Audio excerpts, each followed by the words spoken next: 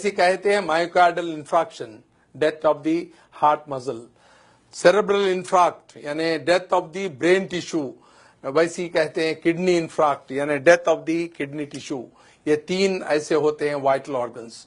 तो अब अभी कभी इंसान जब गिर जाता है तो कुदरत आपकी मदद करती है गिरा के। क्यों? आपका जो ब्लड प्रेशर है अगेंस्ट ग्रेविटी पंप होता है। आपके जो है ब्लड प्रेशर 120 रहा तो आप अगेंस्ट ग्रेविटी पंप करके जो है इसको डाल रहे हैं, आपके हेड को दे रहे हैं। जैसा कि इसकी मिसाल है, अगर आपके पास लाइट बंद हो जाए और आपका पानी की मोटर चल रही है तो वो बंद हो जाएगी, ऊपर पानी नहीं जाएगा। ग्राउंड लेवल पे खोलेंगे तो पानी आ जाएगा। वैसी ही अगर आपका ब्लड प्रेशर गिर जाता है तो ब्लड इधर नहीं जाएगा, सडन आपको बेहोशी तारी होगी, आप गिर जाएंगे।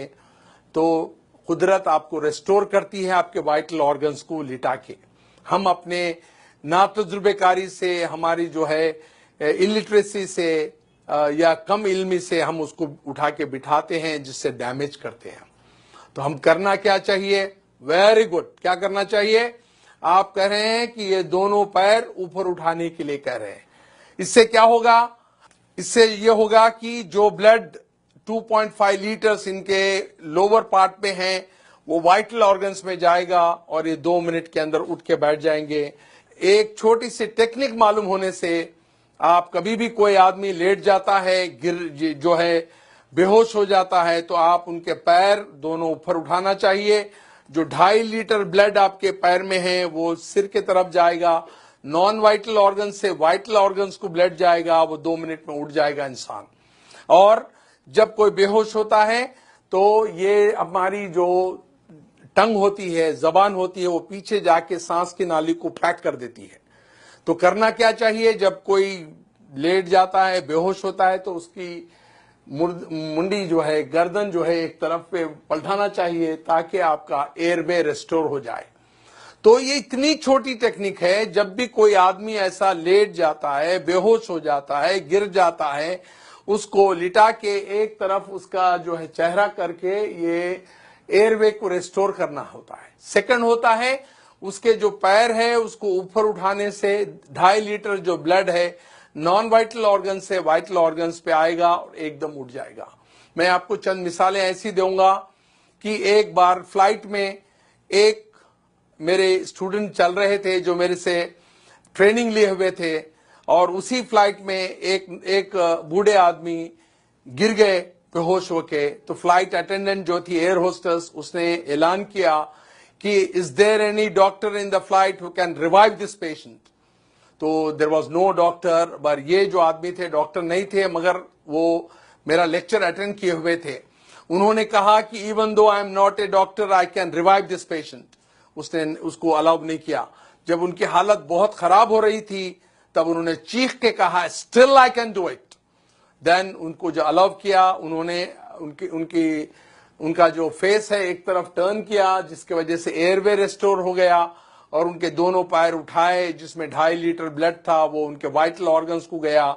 2 मिनट में वो आके वो पैसेंजर के बाजू बैठ गए। The whole flight gave it a big hand and a clap किए।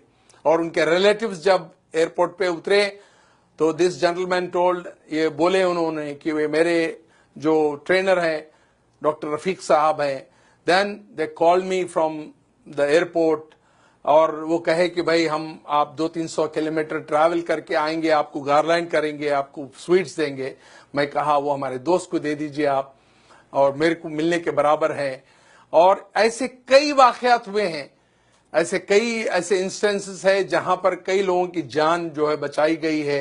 एक बार भयानक एक्सीडेंट हुआ रोड पे, हम लोग जा रहे थे और वो लोग जो है खून में लुत्फुत थे, यानी they were in the pool of blood unconscious.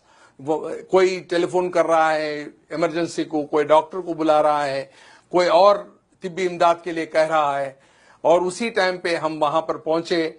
मैंने ये छोटी सी टेक्निक अपनाई, उनका चेहरा एक तरफ किया और फिर पैर ऊपर उठाते वो 2 मिनट में उठ के बैठ गए। The whole crowd gave it a big clapping hand to me.